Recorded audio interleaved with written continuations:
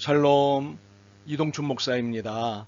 오늘도 여러분의 삶이 주님의 평안으로 가득하시길 기원하며 하나님의 말씀을 나누겠습니다. 오늘 주시는 말씀은 출애굽기 20장 12절 말씀입니다. 내 부모를 공경하라. 그리하면 내 하나님 여호와가 내게 준 땅에서 내 생명이 길리라. 아멘.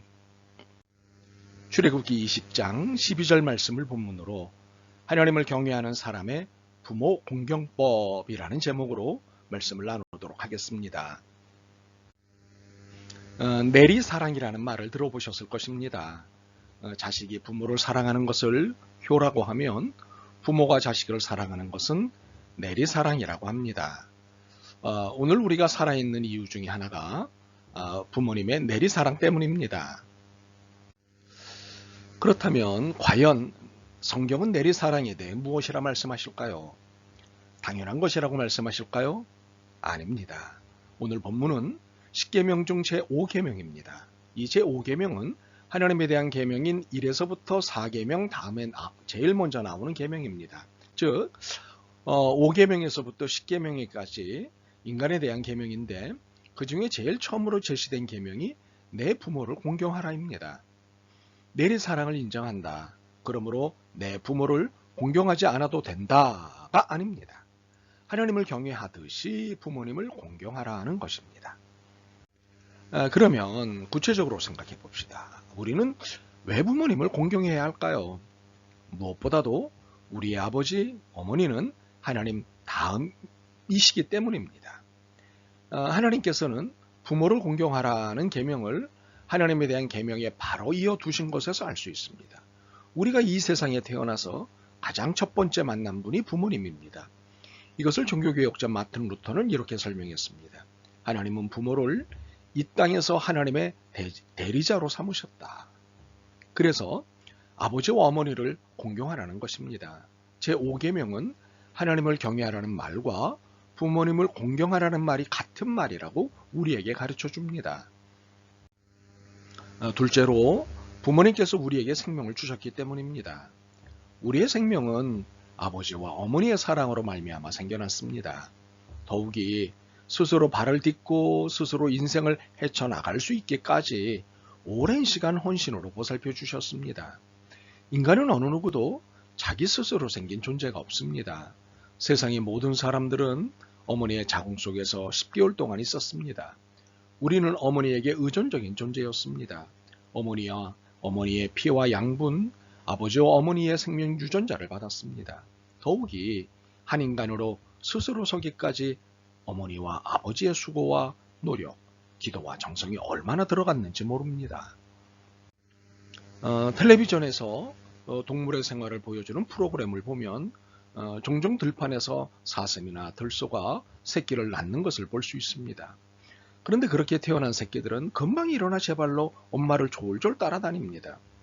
그러나 인간이 낳은 아기는 1년이 지나도 제대로 걷지 못합니다. 다른 동물들처럼 스스로 서기까지 어머니와 아버지의 수고와 노력, 기도와 정성이 얼마나 들어가는지 모릅니다. 참으로 나를 나되게 하신 분은 어머니, 아버지이십니다. 그런데 종종 이런 이야기를 들을 때가 있습니다. 나는 부모가 싫다. 부모는 나에게 상처를 주었다. 내게 해준 것이 없다. 부모는 나를 이해하지 못한다. 물론 이런 말들을 이해 못하는 건 아닙니다. 그러나 부모님도 인간이십니다. 실수하는 불완전한 인간이십니다. 우리를 사랑하시지만 화가 나서 상처를 주는 말을 할 수도 있지 않겠습니까? 그래서 그것이 마음을 아프게 하고 상처를 주겠지만 그러나 부모님을 다시 생각해 보십시다. 우리에게 얼마나 많은 것을 주셨습니까?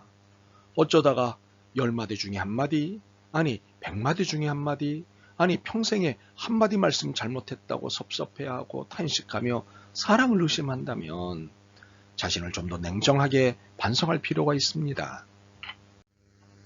사실 내리사랑을 젊을 때는 물론이고 나이가 들어도 잘 깨닫지 못합니다. 그러나 부모님이 돌아가셨을 때에야 그 사랑을 알기 시작합니다. 자녀를 키우면서도 부모님의 마음을 너무 늦게 깨닫습니다. 늦게서야 내 아버지도 연약한 부분이 있고 고통을 받을 수 있었던 것을 겨우 알게 됩니다. 그러므로 다른 것은 좀 늦게 시작해도 괜찮으니 부모님에 대한 사랑과 공경은 지금 하십시오. 부모님이 돌아가시면 다시는 할 수 없습니다. 그래서 하나님께서는 우리에게 말씀하십니다.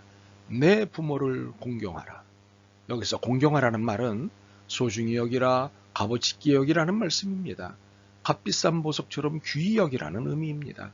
무겁게 여기라는 뜻도 있습니다. 현대사회는 권위를 무시하는 분위기입니다.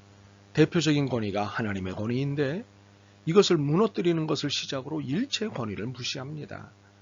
사람들은 하나님의 부재를 선언함으로 아버지 권위 부재의 시대를 만들어가고 있습니다.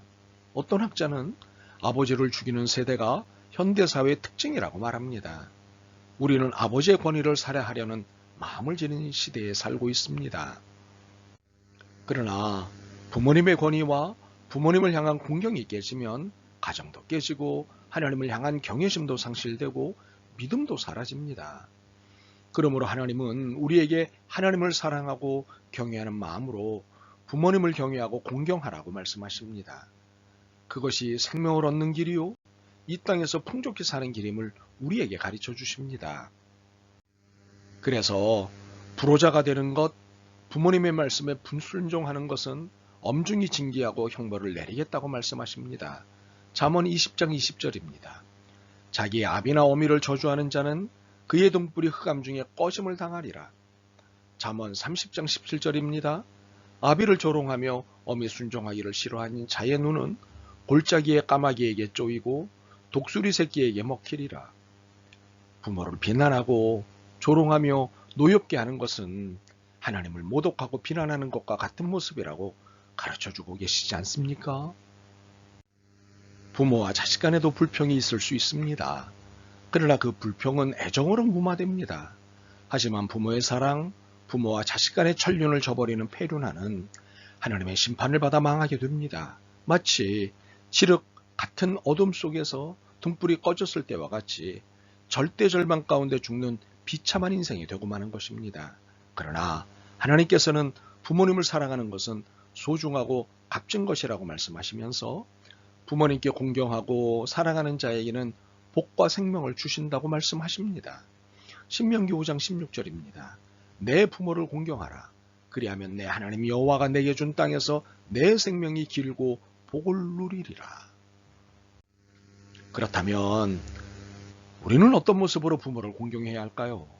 제일 중요한 것은 내가 부모님께 생명의 빛, 사랑의 빛, 지혜의 빛을 줬다는 것을 감사하는 일입니다. 그러므로 자녀된 우리들은 부모님께 이렇게 말씀드려야 합니다. 어머니가 계심으로 제가 있습니다. 아버지가 계심으로 제가 존재합니다. 감사합니다. 이것이 부모 공경의 시작입니다. 또한 어렸을 때 부모님이 우리를 보살피고 섬겼듯이 부모님들이 연로해지셨을 때 자녀들이 보살피고 섬기는 것이 마땅한 것입니다. 혹시 부모님을 먼저 떠나보내신 분들도 있습니다. 그런 분들은 주위에 연로하신 어르신들을 사랑으로 보살펴야 합니다. 이것은 육체적인 것뿐만 아니라 영적인 것도 마찬가지입니다. 우리의 영적인 스승, 영적인 부모와 존경과 사랑을 나눌 때 우리 삶의 복이 주어집니다. 이처럼 우리가 하나님 앞에서 부모 공경의 계명을 지킬 때 우리 개인과 가정의 삶뿐만 아니라 사회와 공동체의 삶에 풍성한 생명과 풍요의 역사가 넘치게 될 것입니다. 이런 거룩한 부모 섬김의 태도가 우리 모두에게 거룩한 당연함이 되길 소망합니다. 아멘. 주님, 귀한 부모님을 저희에게 허락하셔서 고맙습니다. 부모님을 공경하기를 가르치셨사오니 전심으로 공경하겠습니다. 늘 진정으로 사랑하고 존경하는 마음을 놓치지 않게 도와주옵소서. 예수 그리스도의 이름으로 기도드립니다. 아멘. 오늘도 여러분의 믿음과 삶을 응원합니다. 사랑합니다.